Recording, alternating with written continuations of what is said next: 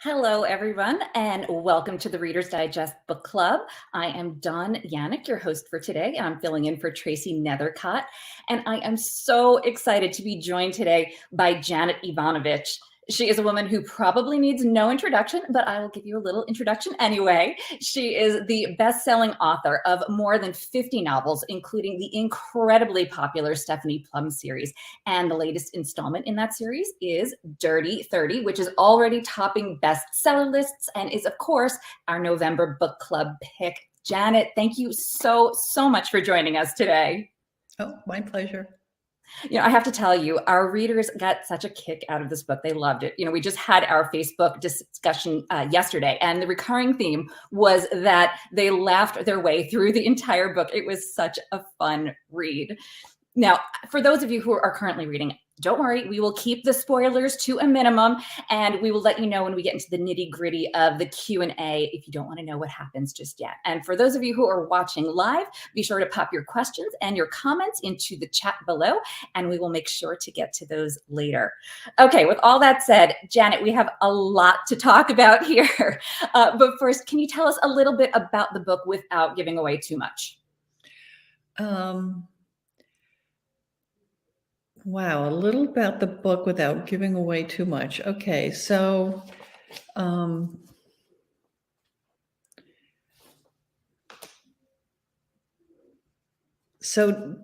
Duncan Dugan is accused of robbing a store, which he actually sort of did. And the book opens with him out there on a ledge, and Stephanie and Lula are standing watching him up there. And a woman comes along and she starts talking to him up there on the ledge and saying, what the heck are you doing up there? And he's like, I ruined my life. I'm going to end it. And she's like, you're only on the 4th floor. The best you're going to do is, break your legs and be paralyzed for the rest of your life. And so the book sort of goes on from there. And that it involves a guy that she went to high school with, who always wanted to be a clown and actually went to clown school, was a very good clown. But there wasn't a whole lot of work for clowns, being that there aren't a lot of circuses anymore. And he was the night watchman, actually the day security guy too, at the place where Duncan Dugan did his theft. And he becomes involved in it. And it just goes on from there. The thing that I liked about this book was there's a lot of Bob the dog in this book. Because I love Bob the dog, I have to tell you. Yeah, and I really enjoyed writing that part of it. Stephanie has 2 men in her life, for people who haven't read the book, and shame on you. And so she has 2 men in her life. This guy Ranger, who's has a security company, and he's very dark. And this guy Joe Morelli, who's a cop, and sort of her boyfriend. And Joe Morelli owns this big orange dog named Bob.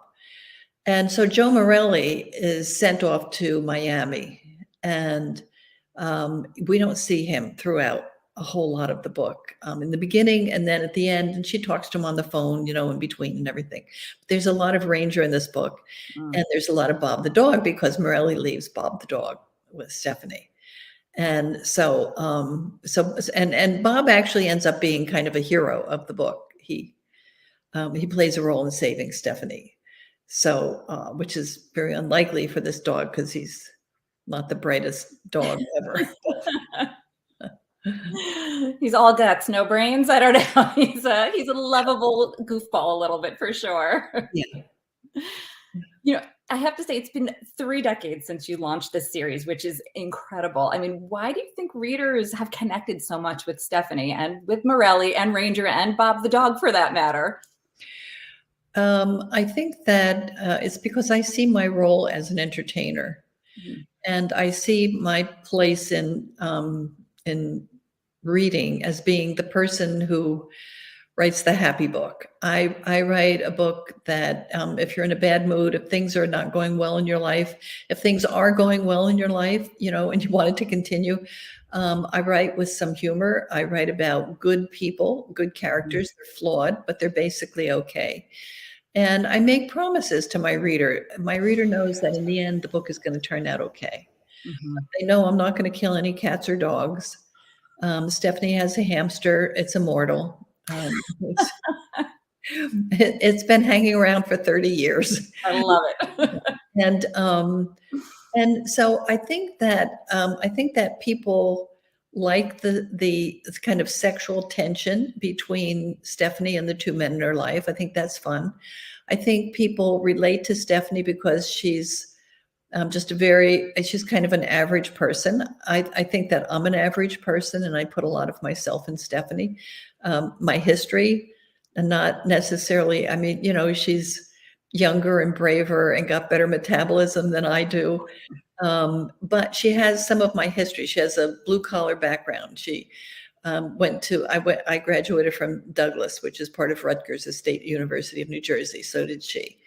And she comes from a blue collar family in Trenton, but in a little neighborhood that is like a small town. Mhm.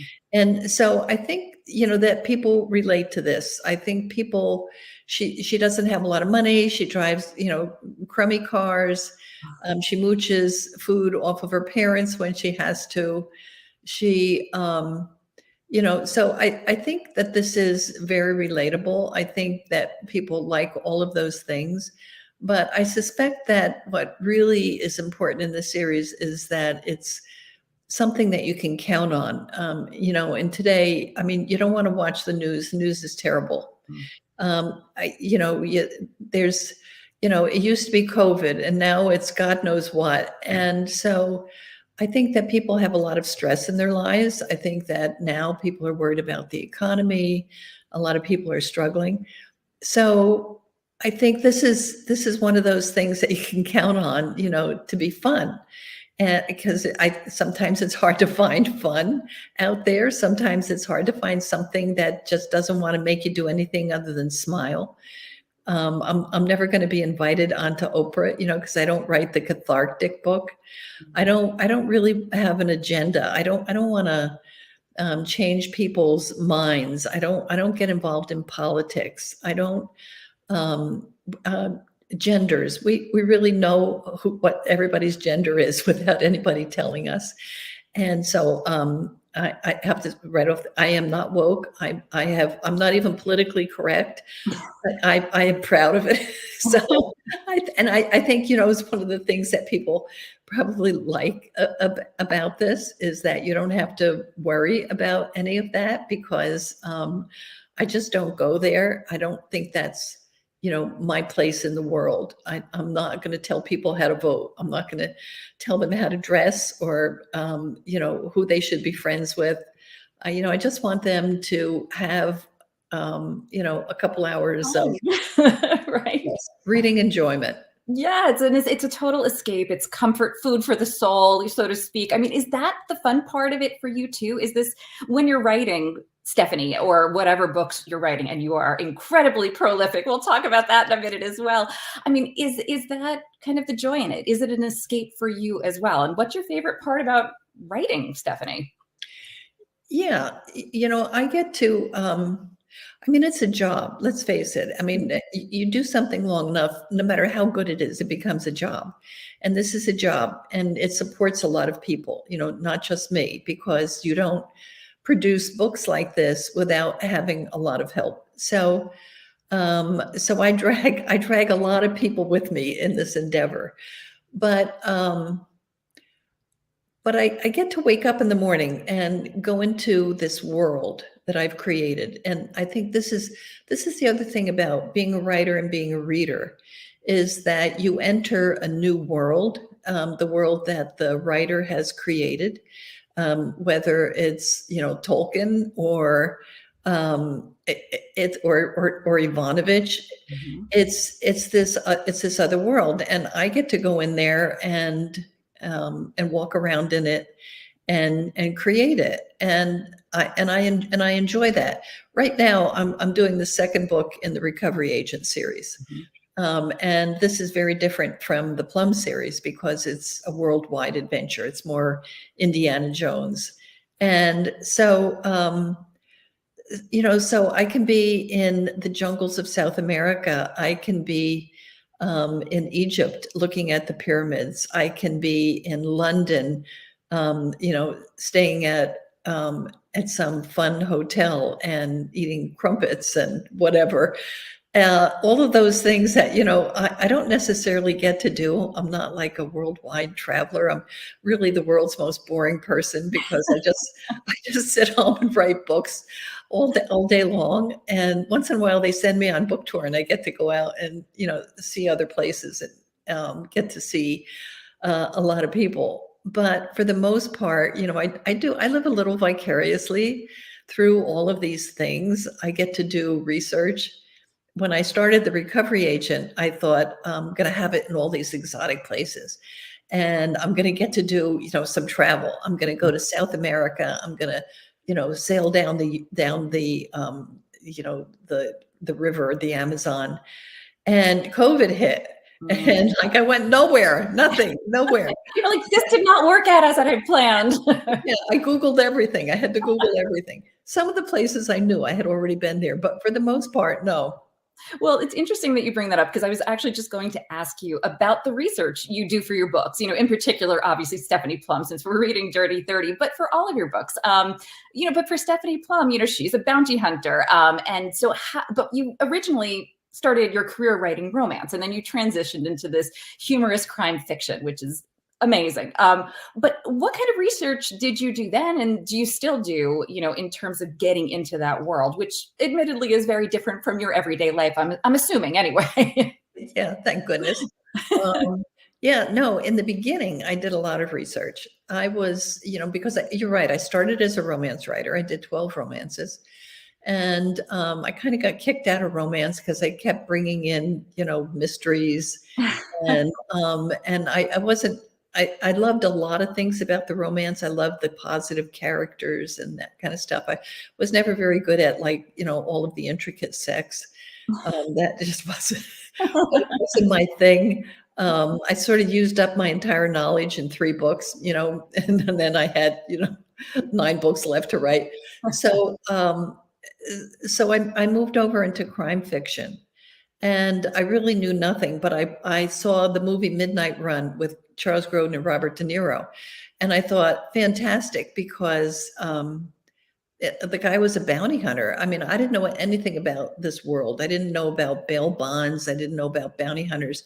But I liked the idea. I liked the cachet of the term, bounty hunter.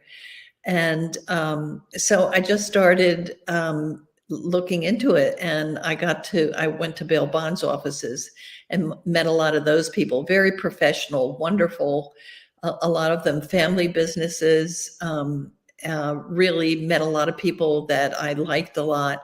And then they set me up with a couple of guys who were bounty hunters and fugitive apprehension agents, bail bonds enforcers, and I hung out with them. One in particular, I was living in Virginia at the time, Northern Virginia, and this guy worked primarily in DC in a lot of really bad neighborhoods. And so I went around with him, and that was an adventure. That was pretty interesting. Did any of those adventures make their way into this series, like specifically?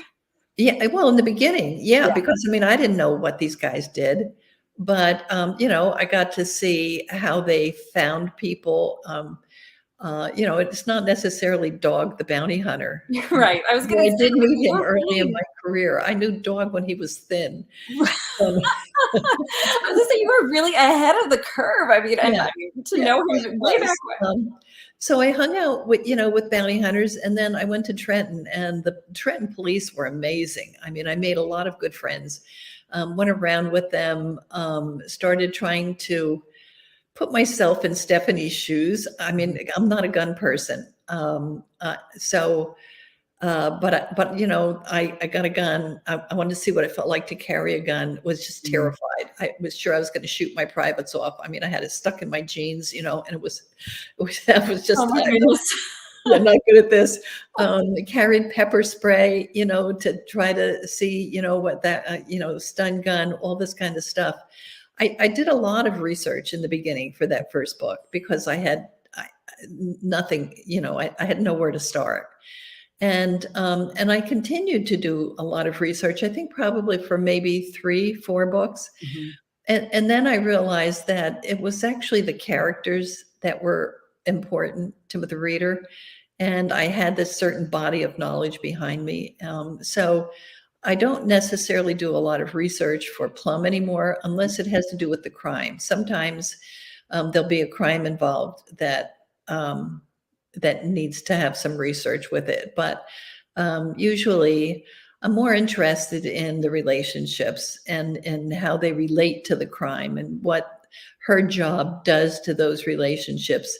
And you know, not just the men, but you know, her family, her Mhm. entire family, her friends. Lula was a hooker in book 1, and she was just a walk-on, and I wasn't intending to make her be a permanent part of the Plum series. I mean, I didn't even know if there was going to be a Plum series.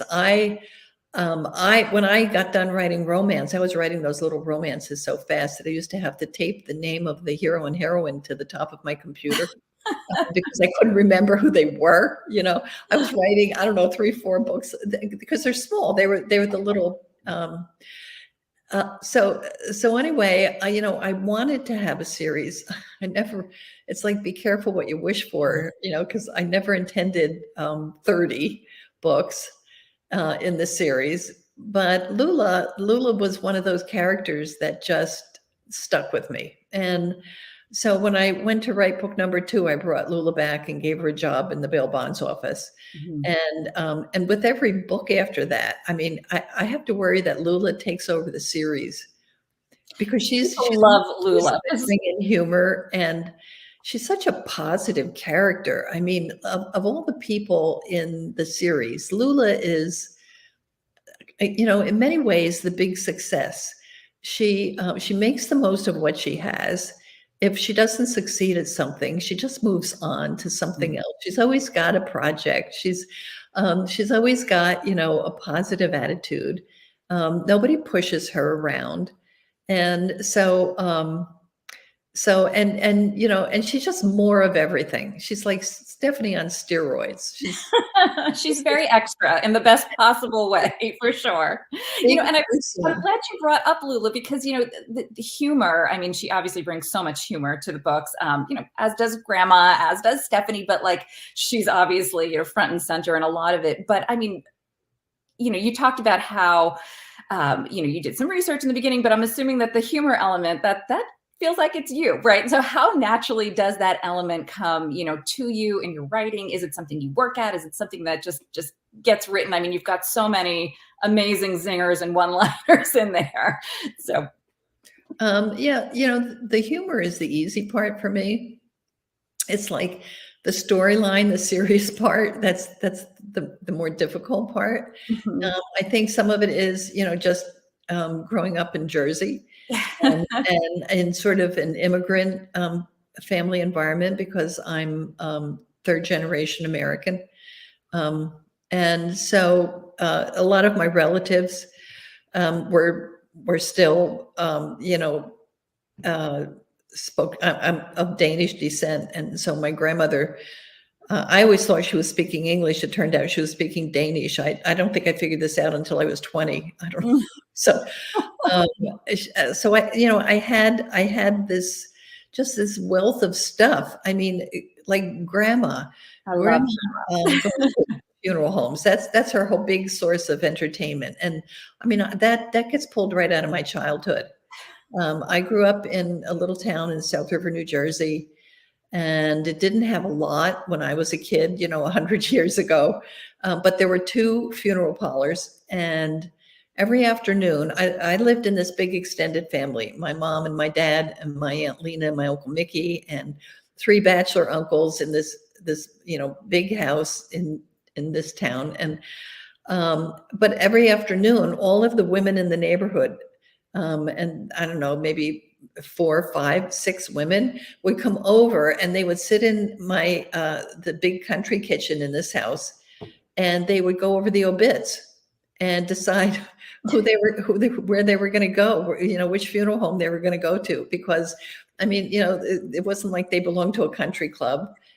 We had a movie theater, but you didn't go to that every night. I mean, and that was it. This was the social event. Yes, that was the social center, and so, it's like you can't make this stuff up. I mean, it went right into the book.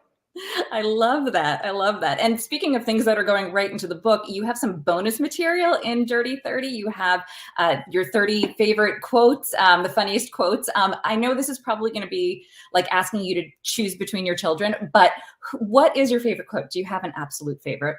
I don't. And one of the reasons I don't is because when I do a book, when I'm done with the book, it just goes out of my head. It becomes somebody else's. It belongs to my publisher.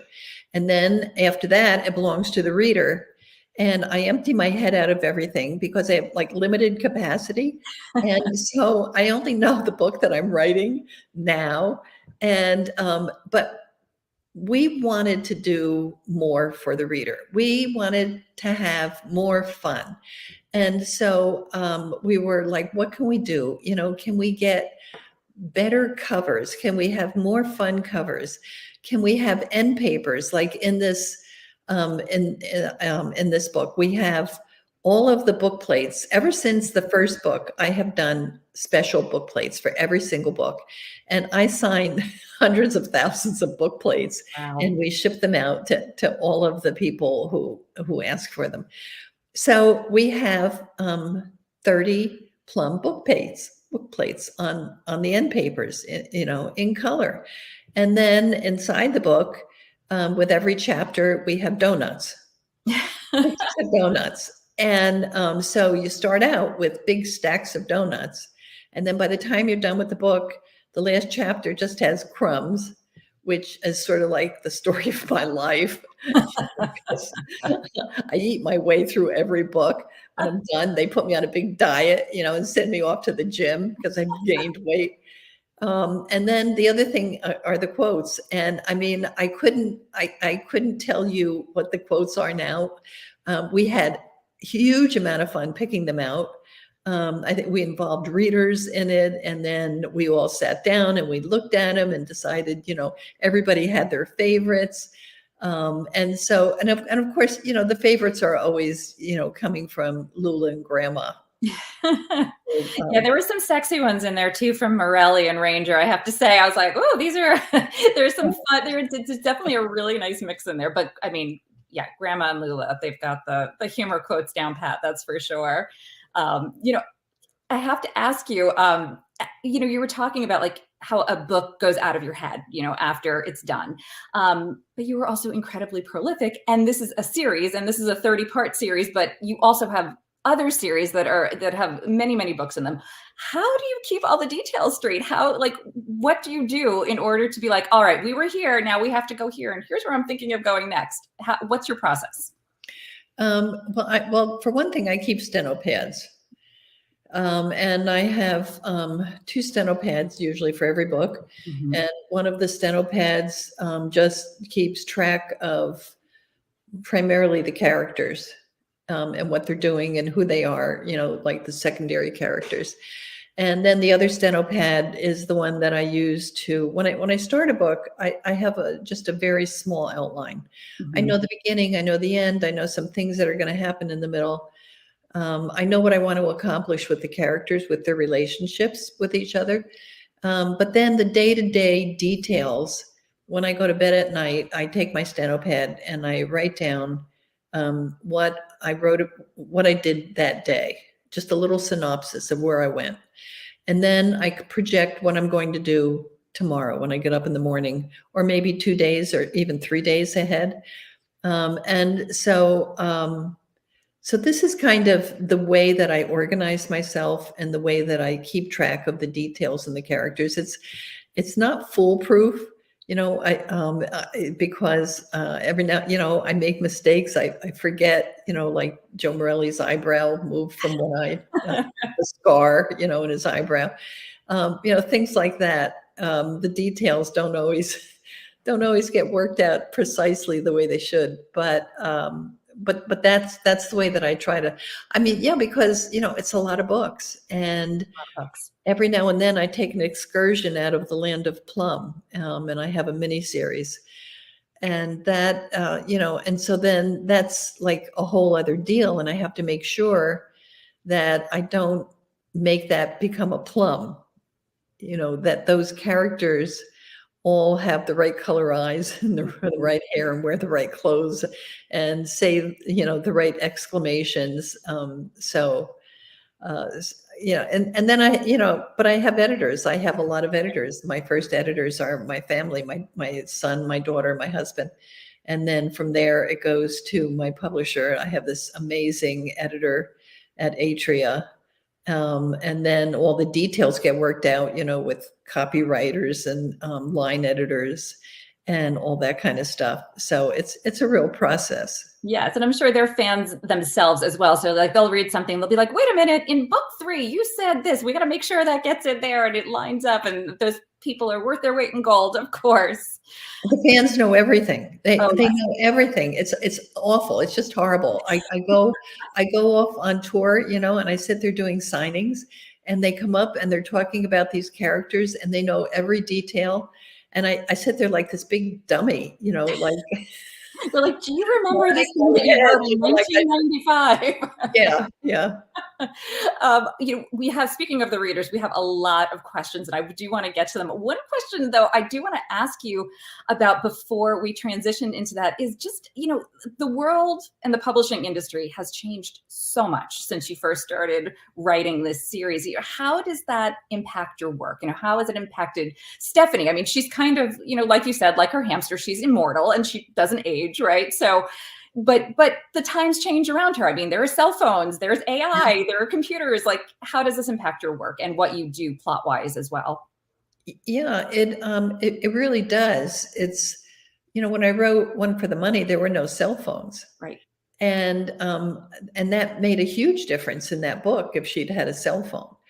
The clothes have changed. I mean, people aren't wearing scrunchy socks and, just the clothes alone. There are a lot of things.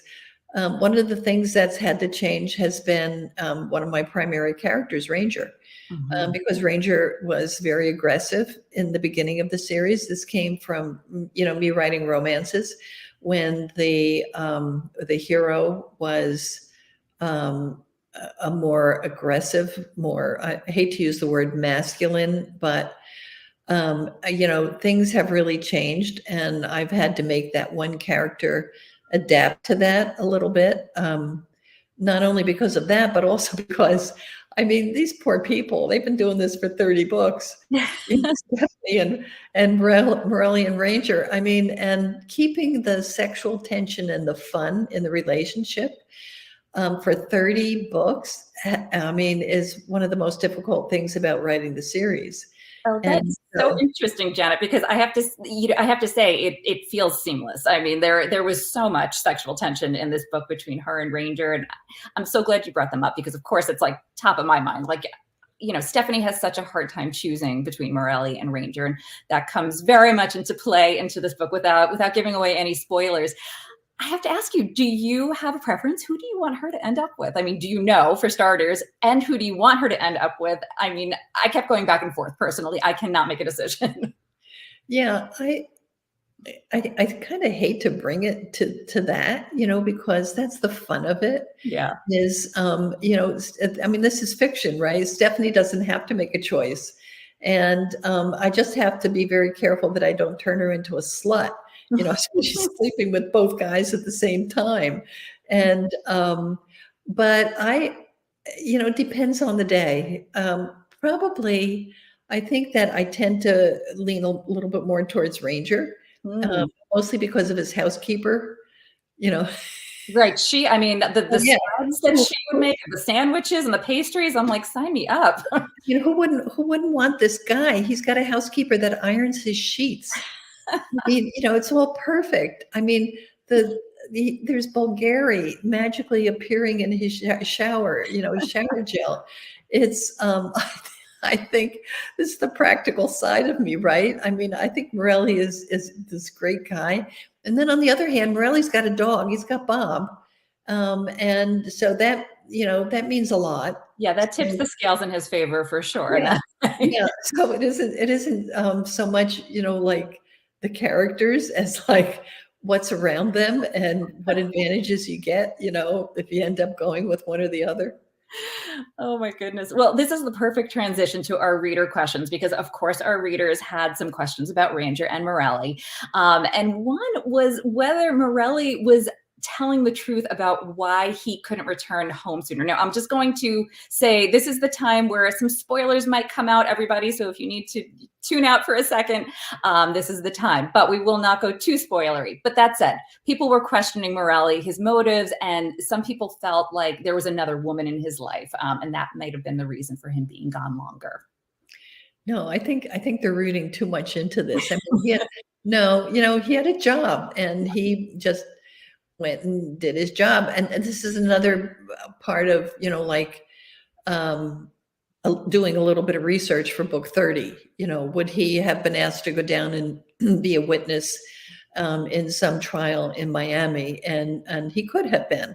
Mhm. And I think that, you know, as you're reading through the book, you're wondering about this because she sort of catches him at a strip club. Right. And but in my mind, no. I mean, he was down there. He was doing his job, and you know, it's just the way that it was. But of course, as an author, you know, when you're writing this is a convenient way of giving Ranger a lot of time. Definitely.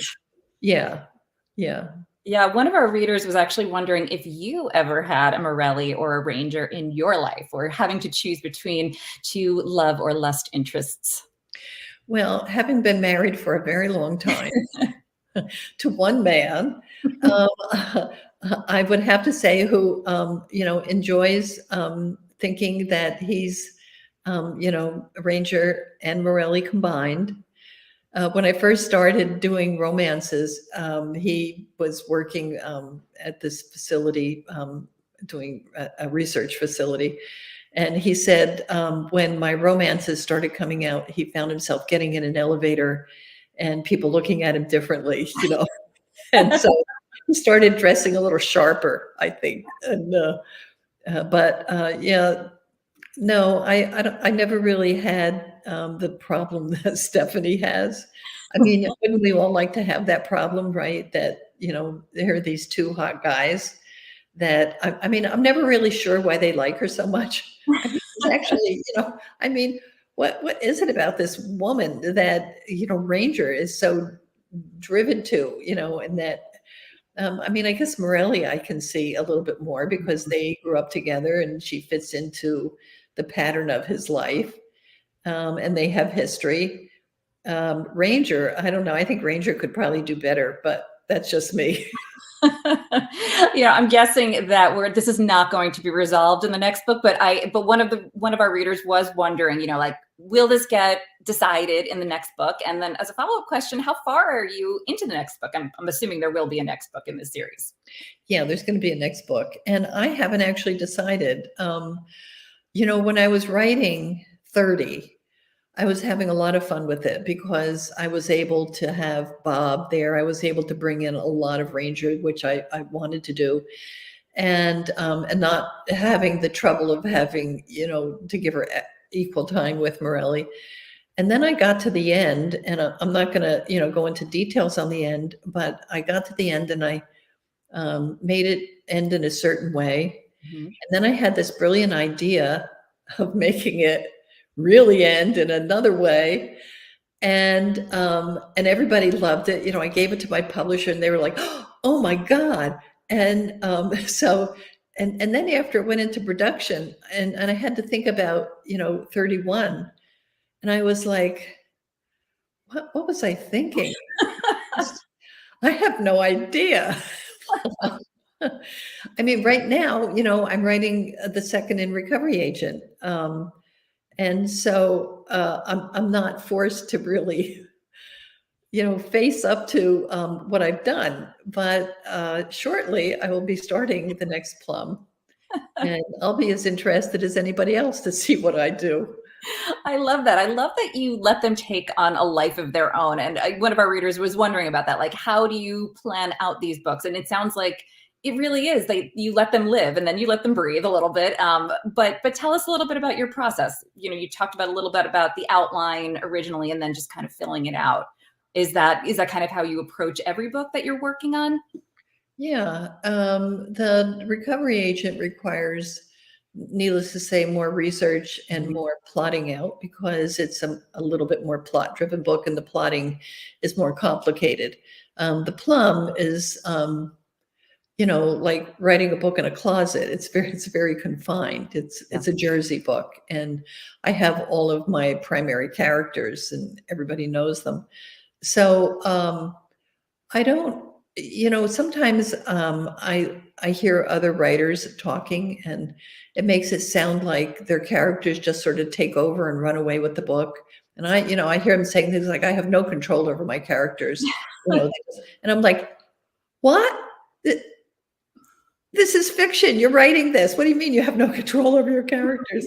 This doesn't happen." So my characters don't, really have lives of their own. They have the lives that I give them, but I don't always know all of the details of that until I see them walking around and interacting and talking to each other. And then, I mean, there are other things that influence you in your writing. I mean, you're watching a television show, and you get an idea, or you go out at a restaurant and you're eavesdropping on the people next to you, and they're having a fight, and they're arguing about who knows. I had neighbors one time that were very loud, and we were, the houses were very close together. And I was sitting there one time listening to her screaming at her husband, saying, "You slept with my sister." What? And then she was throwing all of his clothes out a window, out onto the lawn, and in the end ended up running around chasing him with a tennis racket. And and so it's good stuff like this, right? That you go to the movies and you see a scene and you're so impressed, like Indiana Jones. At first, the first Indiana Jones movie, where in the beginning they're in, I don't know, it's like a tunnel or something, a cave, and the big ball comes rolling down after them. And that changed my life, right? I mean, I was forever influenced by that big ball, chasing Indiana Jones down in this thing. And so, and I actually had a similar scene in The Recovery Agent, not quite as good as what they did in Indiana Jones, but it was my sort of homage, to it. So I think you get all of these things from your history, from what you're doing now, from what you're looking at. I'm willing to steal from most anything. If I see something good, I just make it my own. Do you ever get stumped? Yeah, of course, Yeah. sure. Mostly by transition. I don't necessarily get stumped by how to end a book, or by relationships. I get stumped by making the book flow, because I think this is critical. I don't think you should have to work hard to read a book.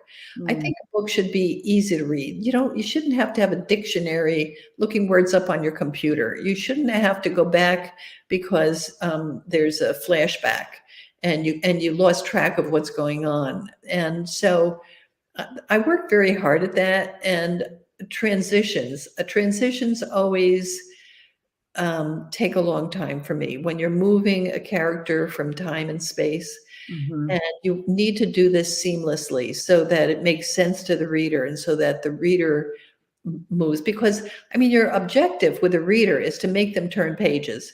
You want them to just keep turning pages and not stop turning pages. And as soon as you have a transition where they have to stop and say, what, where is she, what, wait a minute, is it Wednesday, is it 2 o'clock in the afternoon? So I spend a lot of time on the mechanics, on actually the mechanics of writing. I spend a lot of time working with the music of the written word, because a good writer writes to a beat. The words should have some rhythm, some music to them that the reader gets into and helps the reader to move through the page. And it's all stuff like that. You don't want to have 4 pages of narrative. Mm-hmm. You want to have all these building blocks. You want to have a chunk of narrative. You want to have a chunk of dialogue. You want to have a chunk of action. You want to have a chunk of description. Then you want to bring in some more dialogue, and you want to keep rotating all of these things to give some variety to the reader as the reader is moving along.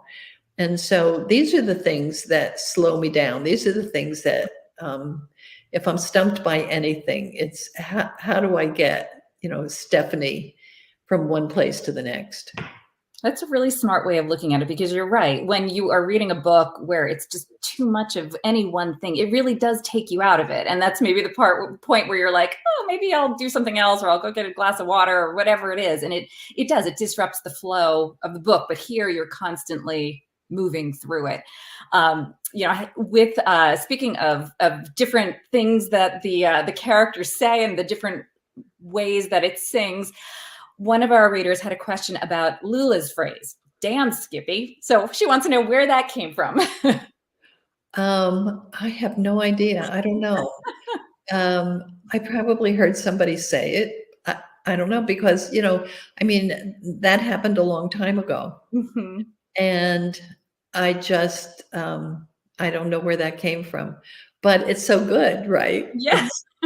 It's just so good. It's just very her, right? Like, so it's like you come up with these phrases and expressions sometimes, and it so encapsulates, the character. You just stick with it. Yeah. Yeah. And, and part of it is, when I was writing romances, you couldn't cuss. Mm-hmm. I mean, this was, a while ago, and romances had a lot of rules attached to them, and you couldn't cuss. And so I had, my heroine getting really angry and saying, "Oh, peas and carrots." And, and I mean, I'm from Jersey. I didn't talk like that. We won't get into that on your show, because, but, so, you start learning how to create other things that have some impact and that are fun and that say what you're meaning without, getting really gross and vile about it. Mm-hmm. And so, it's like there was a book about Lula. I don't know, maybe it was, I forget which book it was, maybe 3-4 books ago. It was when we were at the height of wokeness.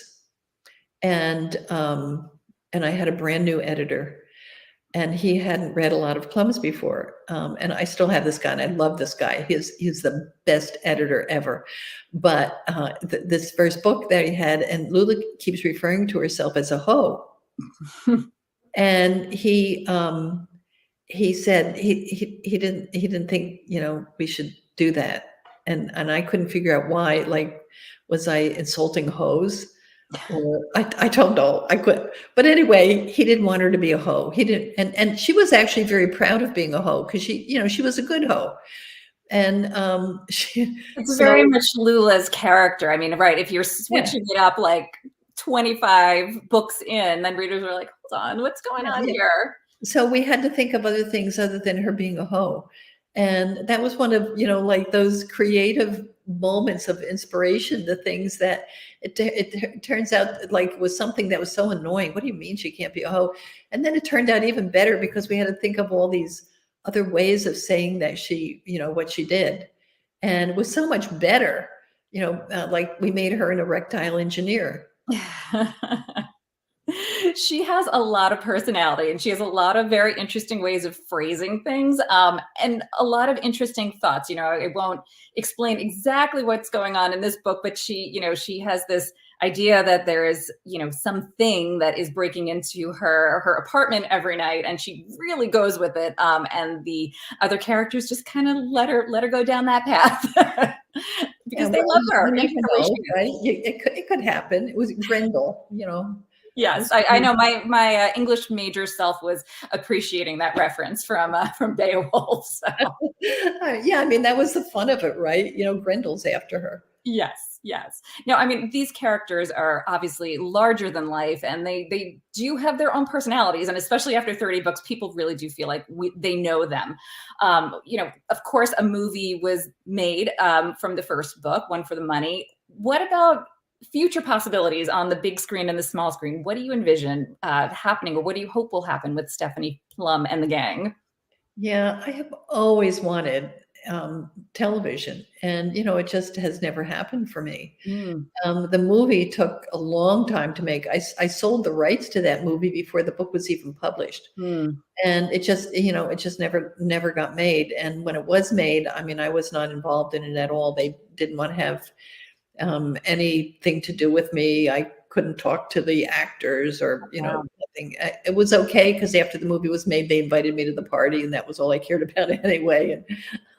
And, but since then, they just haven't, they've tried and nothing has ever ended up on the screen. So they're still trying. I have a new agent. I have an amazing agent. Celeste Fine. She's just terrific, and she's moving some things around. And I'm hoping, and I have other series, shorter little mini series that I would love to see on the screen. I think that the Wicked series would be um, fantastic on the screen. It would Mhm. be a lot of fun. I think that the Recovery Agent series that I'm starting now would be wonderful in the movies or on the television screen. So, you just have to wait and see. But it's one of those things that's so frustrating because as an author, you really have very little control over it. You just never know what those crazy people on the West Coast are doing. It does. These books really do feel like they are made for a television series. So Yeah, fingers yeah, crossed that it happens sometime soon. yeah. I hope so. Yeah, But switching gears, if you had to do anything else in your life, and obviously, you've been at this for a very long time, so I don't think that a career change is probably in the cards. But if you did, what else would you do? What would be your other career? um, okay, if I could do something other than write, I would probably I would want to I'd want to be Ginger Rogers. Hmm. And if I couldn't be Ginger Rogers dancing with Fred Astaire in one of those floaty gowns, then I would want to sing in a bar. I'd want to, Interesting. What, jazz or what kind of music? yeah, just pop singer. Um, Hmm. I'd want to be Taylor Swift.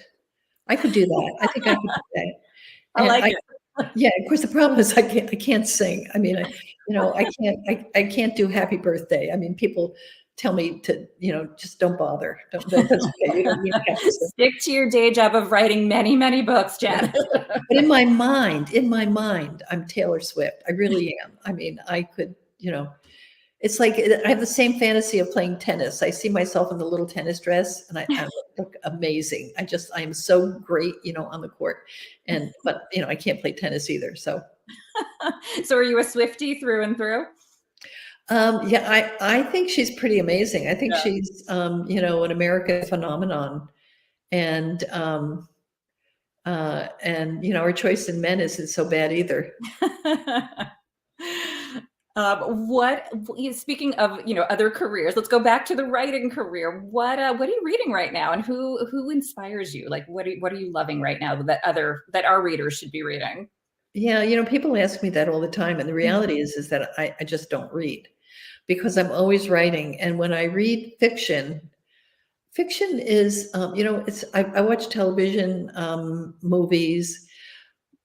I don't read because there's an active thing that happens with reading that doesn't happen when you're watching something on the screen.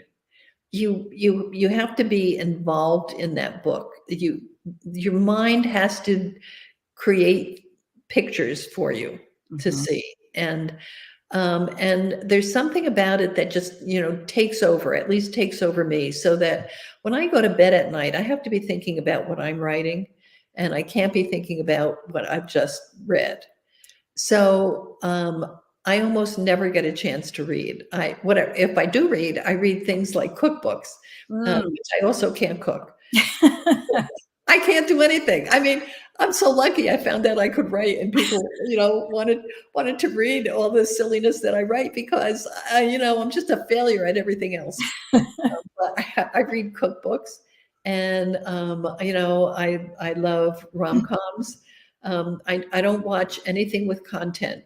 I don't go there.